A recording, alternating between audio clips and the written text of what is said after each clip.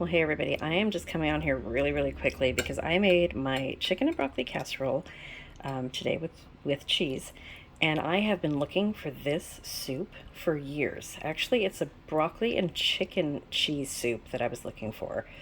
Um, it's cream of broccoli and cheese is what it is, and soup is absolutely delicious.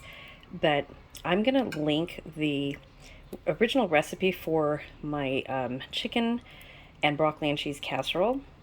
We call it chicken Divan.